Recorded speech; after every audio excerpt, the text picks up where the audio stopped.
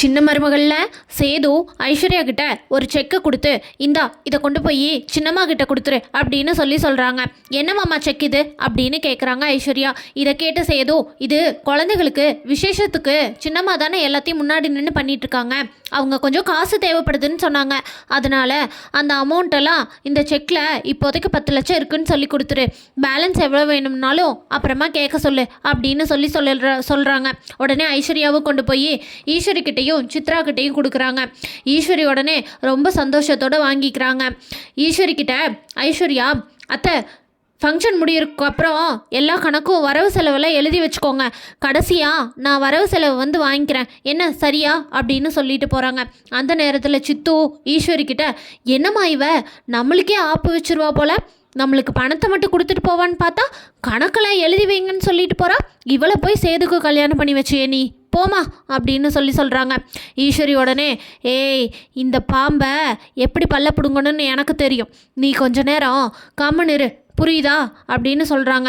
என்னம்மா நீ அவ உங்ககிட்டயே கணக்கு சொல்லணும் அப்படின்னு சொல்லிட்டு போகிறா, அதை கேட்டுட்டு நீயும் கம்முன்னு இருக்கிற, இவளையெல்லாம் வச்சு என்ன பண்ணுறதுனே தெரியல, வந்தம்மா சேதுவை கல்யாணம் பண்ணம்மா, ஒரு குழந்தைய பெற்றுக்கிட்டம்மா, அந்த தமிழ்ச்செல்வியோட குழந்தைகளை அங்கேயே அனுப்பிச்சி விட்டமான்னு இல்லாமல் இவ என்னமோ இந்த அழகரையும் மீனாட்சியும் தூக்கி வச்சுக்கிட்டு இவ பெற்ற பிள்ளைங்க மாதிரி ஓவராக சீனா போட்டுக்கிட்டு இருக்காமா அப்படின்னு சொல்கிறாங்க. சித்ரா, இவன் கொடுக்குற பணத்தில் நம்ம கொஞ்சம் ஆட்டையை போடலான்னு நினச்சா இவ என்றானா வரவு செலவு கணக்கில் எழுதி வைங்கன்னு சொல்லிட்டு போகிறான். இவளுக்கு எவ்வளோ ஒரு திமிர் இருக்கும், இவெல்லாம் கொஞ்சம் கூட நன்றியை நினச்சி பார்க்காதவோமா, இவளுக்கு நீ சேதுவை கல்யாணம் பண்ணி வைக்கிறக்கு எவ்வளோ சிரமப்பட்டோம், சேதுவை கல்யாணம் பண்ணிட்டு இவளுக்கு பிடிச்ச வாழ்க்கையை வாழ்வா, சேதுகிட்ட இருந்து பணத்தை வாங்கி கொடுத்தா நம்மளும் சந்தோஷமாக பணத்திலோ வாழலான்னு நினச்சா இவ என்னம்மா இப்படி திடீர்னு நல்லவளா மாறிட்டா அப்படின்னு சொல்லி பேசுகிறாங்க சித்ரா.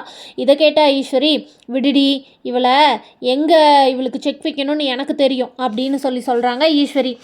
ஈஸ்வரி கிட்ட ஒருத்தர், இந்த எனக்கு ஒரு டெண்டரில் மட்டும் சைன் வாங்கி கொடுத்தீங்கன்னா உங்களுக்கு 10 லட்ச ரூபா சொலைய எண்ணி தரேன் அப்படின்னு சொல்லி ஆசை கட்டுறாரு. அதை கேட்ட உடனே, என்னது 10 லட்சமா அப்படின்னு சொல்கிற வாயை பழக்கிறாங்க ஈஸ்வரி. இதை கேட்ட சித்ரா, அம்மா எப்படியாச்சும் கையெழுத்து வாங்கி கொடுத்துடணுமா இந்த சேதுக்கிட்ட இருந்து அப்படின்னு சொல்கிறாங்க. இருடி நானும் அதை தான் யோசிக்கிறேன் அப்படின்னு சொல்கிறாங்க ஈஸ்வரி.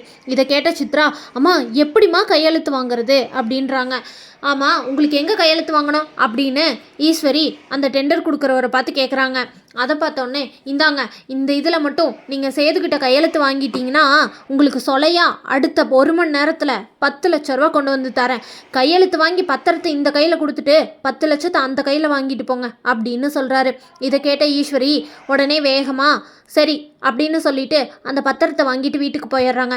அம்மா நீ இந்த பத்திரத்தை வாங்கிட்டு வந்துட்ட, எப்படிம்மா நீ கையெழுத்து வாங்குவ அப்படின்னு கேட்குறாங்க.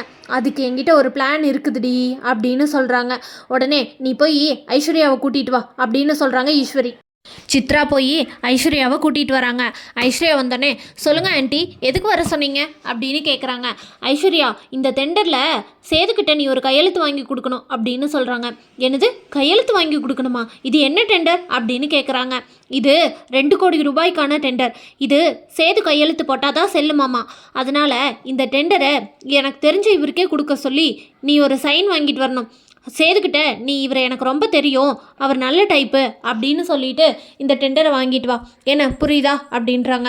அதுக்கு அத்தை நீங்கள் வேறு ஏதாவது விஷயமா இருந்தால் என்கிட்ட கேளுங்க, இந்த மாதிரி அவரோட பிஸ்னஸ்லையெல்லாம் என்னால் போய் தலையிட முடியாது, அதுவும் இல்லாமல் அவருக்கு நல்லது கெட்டது என்னன்னு அவருக்கு தான் தெரியும், நான் வீட்டில் இருக்க ஏதாச்சும் ஒன்று ஹெல்ப் பண்ண சொன்னீங்கன்னா நான் பண்ணுவேன், இந்த மாதிரி வேலை விஷயத்துக்கெல்லாம் என்கிட்ட வராதிங்க, நீங்கள் டைரெக்டாகவே அவர்கிட்ட சொல்லி சைன் வாங்கிக்கோங்களே அப்படின்னு சொல்கிறாங்க ஐஸ்வர்யா. உடனே ஈஸ்வரி, என்ன ஐஸ்வர்யா திடீர்னு நல்லவளா மாறிட்ட போல அப்படின்றாங்க. ஆண்டி என்ன இப்படியெல்லாம் பேசுகிறீங்க அப்படின்னு கேட்குறாங்க. வேற எப்படி பேசுறது, சேதுவை கல்யாணம் பண்ணுறக்காக நீயும் நானும் சேர்ந்து போட்ட பித்தலாட்டம் இதெல்லாம் உனக்கு ஞாபகம் இல்லையா, இப்போ என்னமோ சேது சேது அப்படின்னு சொல்லிட்டு உருகிட்டு இருக்கிற, சேதுவை நீ லவ் பண்ணி கல்யாணம் பண்ணதெல்லாம் எதுக்கு, இந்த சொத்து இது எல்லாத்தையும் அபகரிக்கிறதுக்கு தானே, கல்யாணம் பண்ணிட்டு நானும் ஏதோ கொஞ்ச நாள் அமைதியாக இருப்பேன் அப்படின்னு சொல்லி பார்த்தா நீ கொஞ்சம் ரொம்ப ஓவராகவே நல்லவளாக மாறிட்ட போல, நீ நல்லவளாக மாறினா மாறிக்கோ, எங்களுக்கு தேவையானது இந்த கையெழுத்தை வாங்கி கொடுத்துட்டு நீ உன்னோட வேலையை பாரு, நாங்கள் பாட்டுக்கு இருந்துட்டு போகிறோம், நாங்கள் என்னமோ பண்ணால் உனக்கு என்ன, உங்ககிட்ட ஒரு கையெழுத்து தானே கேட்குறோம் அப்படின்னு சொல்கிறாங்க ஈஸ்வரி. இதை கேட்ட ஐஸ்வர்யா, ஆண்டி நான் என்ன பண்ண முடியும் சொல்லுங்கள் அப்படின்றாங்க. ஐஸ்வர்யா இதில் உன்னால் கையெழுத்து வாங்கி தர முடியுமா முடியாதா, இல்லை ஆண்டி என்னால் முடியாது அப்படின்னு சொல்கிறாங்க ஐஸ்வர்யா. இதை கேட்ட ஈஸ்வரி, உன்னால் முடியாதா? அப்பனா நான் சேதுக்கிட்ட போய் இதுக்கு முன்னாடி உன்னை கல்யாணம் பண்ணுறக்காக ஐஸ்வர்யா என்னென்ன பண்ணான்னு தெரியுமான்னு சொல்லி எல்லாத்தையும் சொல்லிடுறேன். அதுவும் இல்லாமல் முக்கியமாக ராஜாங்க மாமா ஜெயிலுக்கு போனதுக்கு காரணம் நீதாங்கிறத நான் சேதுக்கிட்ட சொல்ல வேண்டியது இருக்கும். இப்போ ஓகேவா உனக்கு அப்படின்னு சொல்கிறாங்க. இதை கேட்ட ஐஸ்வர்யா, என்ன ஆண்டி இப்படியெல்லாம் சொல்கிறீங்க அப்படின்றாங்க. ஆமாம், நீ நினச்சது உனக்கு கிடைச்சது, நாங்கள் நினச்சது எங்களுக்கு கிடைக்கலையே. நீ சேதுவை கல்யாணம் பண்ணணும்னு நினச்ச, நாங்கள் அவ்வளோ கஷ்டப்பட்டு எத்தனை பிரச்சனைக்கு அப்புறம் உனக்கு சேதுவை கல்யாணம் பண்ணி வச்சோம். ஆனால் நீ கொஞ்சம் கூட நன்றியை நினச்சி பார்க்காம ஒரு கையெழுத்துக்கு இத்தனை கேள்வி கேட்குற. அதுவும் இல்லாமல் விசேஷத்துக்கு 10 லட்சம் ரூபா செக்கு கொடுத்துட்டு கணக்கெல்லாம் கேட்குற. நாங்கள் அந்த பணத்தை வச்சு என்ன பண்ண போகிறோம்? திடீர்னு நீ நல்லவளாக மாறினதுக்கெல்லாம் நாங்கள் எதுவும் பண்ண முடியாது ஐஸ்வர்யா. ஒழுங்காக கையெழுத்து வாங்கி கொடுக்குற வழியை பாரு, இல்லை சேதுக்கிட்ட எல்லா உண்மையும் சொல்லிடுவேன். தமிழ்ச்செல்வி மாதிரி நீ தான் அவங்க அப்பா செல்லப்பாண்டிக்கிட்ட ஃபோனில் பேசுனேங்கிறதையும் நான் சொல்லிடுவேன், புரியுதா அப்படின்னு சொல்கிறாங்க. இதை கேட்ட ஐஸ்வர்யா பயந்து போயிடுறாங்க. ஐஸ்வர்யா இந்த பிரச்சனையை சேதுக்கிட்ட சொல்லி சரி பண்ணுவாங்களா, இல்லை ஈஸ்வரி சொல்கிற மாதிரி டெண்டரில் கையெழுத்து வாங்கி கொடுத்துருவாங்களான்னு தெரிஞ்சுக்க நம்ம சேனலை மறக்காமல் லைக், ஷேர் அண்ட் சப்ஸ்கிரைப் பண்ணிக்கோங்க.